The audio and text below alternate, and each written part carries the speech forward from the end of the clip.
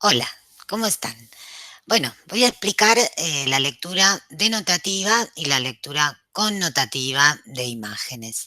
La lectura denotativa es una primera mirada, reconocimiento de elementos, puede incluir, bueno, una descripción, donde detallamos todo lo que vemos, porque bueno, todo va a tener alguna significación. En esta descripción evitamos los comentarios subjetivos u opiniones personales, sino que, bueno, tratamos de hacerlo lo más objetivo posible, como si, bueno, se lo estuviéramos contando a alguien que no lo está viendo. Una descripción bien exhaustiva. Luego, un análisis plástico. Analizamos los elementos del lenguaje, la composición, las líneas, las texturas, el color, la luz, el espacio. Eh, Eso sería entonces la lectura denotativa. Y después, en la lectura connotativa, ahí vamos más allá. Tratamos de investigar un poco sobre la obra, las referencias literarias o históricas que hubiera, si hubiera, analizar el contexto en que fue creada la obra, el autor, investigar su biografía, conocer, bueno, sus motivaciones en la realización de la obra.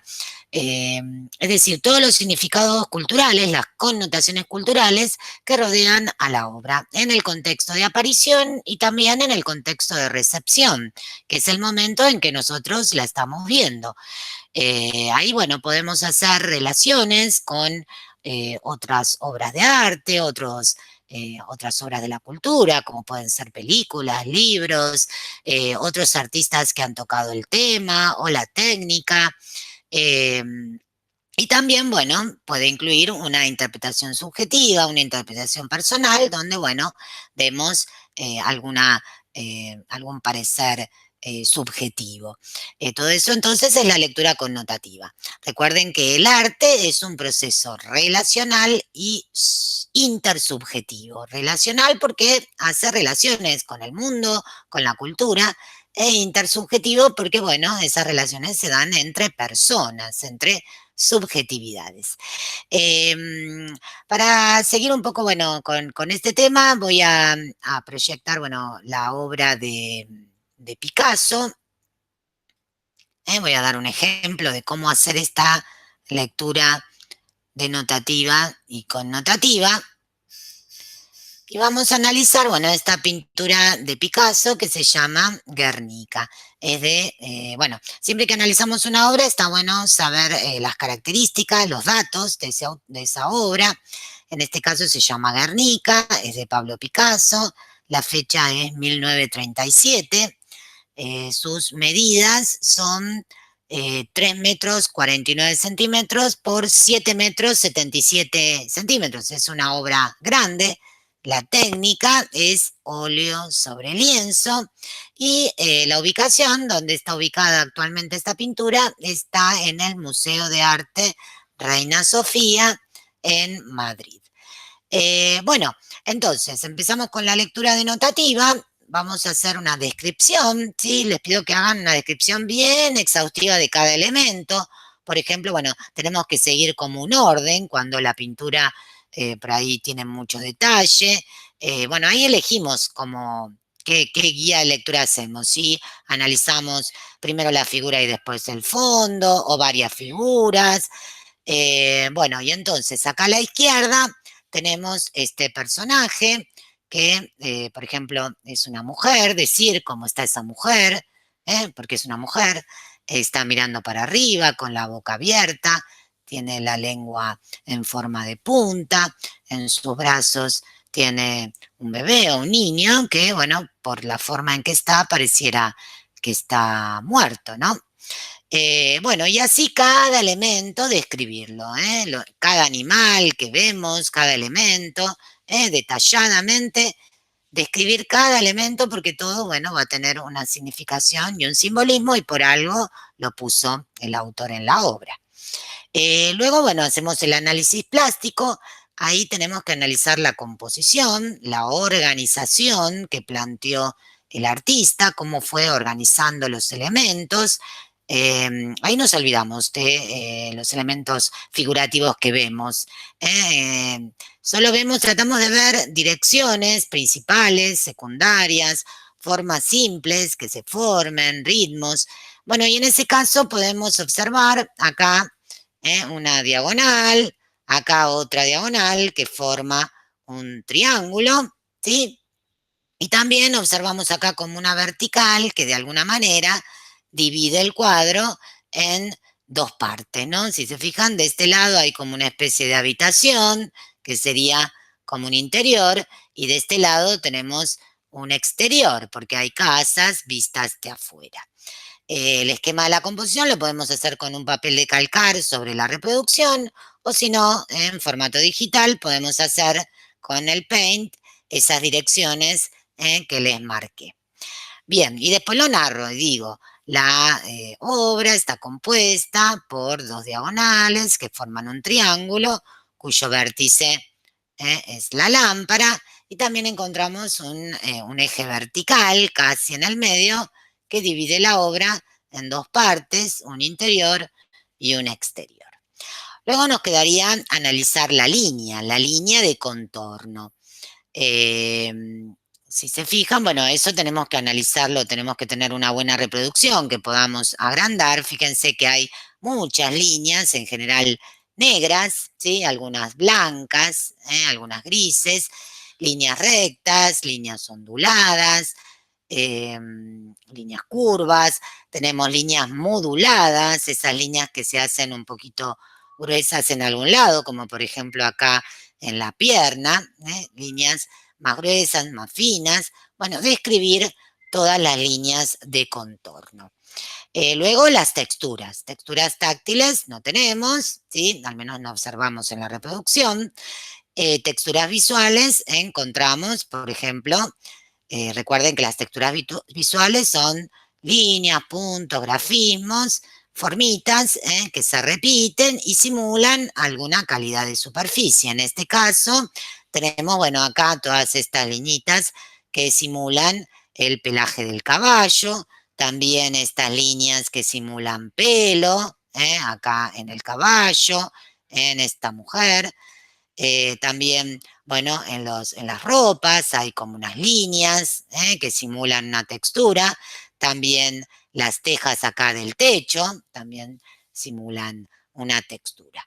Bien, luego tendremos que analizar la luz, si hay una luz dirigida que venga de algún lado. En este caso, bueno, podríamos decir que hay como mayor luz en esta parte en diagonal, así, esta parte central en diagonal, que pareciera que viene desde una lámpara, que también podríamos ver que ahí parece un sol o un ojo, ¿sí? Bueno, entonces la luz pareciera venir de la lámpara, también de esta lámpara que tiene en la mano este personaje, parece una lámpara antigua. También, bueno, entonces decimos que la luz parece venir ¿eh? del centro en diagonal hacia la derecha. Bueno, luego analizamos el color, en este caso, bueno, no hay color, la paleta es acromática, tiene blancos, negros, grises, eso sería el tinte, bueno, en este caso paleta acromática. Luego la luminosidad, donde hay valores altos, donde hay, es decir, claros, donde hay valores medios y donde hay valores bajos o valores oscuros. En este caso, bueno, digamos que hay como una zona más clara, pero hay valores altos en toda la obra, porque bueno, el artista eh, quiso con un sentido compositivo esto de usar valores más altos, valores más bajos. Valores más altos, bueno, habría en general en la parte central, y bueno, en los personajes en general están en valores altos, y los valores bajos estarían en el fondo y en algunas partes más oscuras todavía, por ejemplo las patas del toro, la sombra de ese ojo sol lámpara. Bien, los otros serían valores intermedios. Y por último, bueno, la saturación, no hay saturación porque no hay color, ¿sí? Bien, por último nos quería ver el volumen y el espacio. Volumen, bueno, si hay ilusión de volumen y qué recursos utilizó el artista. En general vemos que las figuras son bastante planas, ¿sí? No hay modelado con luz y sombra, a no ser en alguna parte, por ejemplo acá en el cuello del caballo, vemos que ahí hay un poquito de sombra que daría un poquito de volumen, pero en general son figuras planas. Luego nos quedaría el espacio, que es ver si hay ilusión de profundidad, si hay distintos planos y qué recursos usó el artista. Podríamos decir que los personajes están como en un primer plano, este guerrero, el caballo, y luego, bueno, habría otros personajes que están superpuestos, así que la superposición sería un recurso que utiliza el artista para parecer que hay distintos planos, pero no demasiado, ¿sí? Esos personajes. Y por último, el fondo. Perspectiva no encontramos, ¿sí? A no ser, bueno, en algunas partes, por ejemplo, la mesa o acá en el cuarto habría, y acá en esta ventana también hay como un poco de perspectiva. Esta pintura, digamos que es estilo cubista. Picasso en 1911, 1912 creó el cubismo, que es un movimiento que eh, utiliza la visión simultánea, es decir, los objetos no se observan desde un solo punto de vista, sino desde varios puntos de vista, rodeando el objeto. Entonces, por eso dibujo, por ejemplo, este toro que está de perfil, también le vemos los dos ojos, como si estuviera de frente. Y también utiliza el cubismo la geometrización, donde fondo y figura se confunden.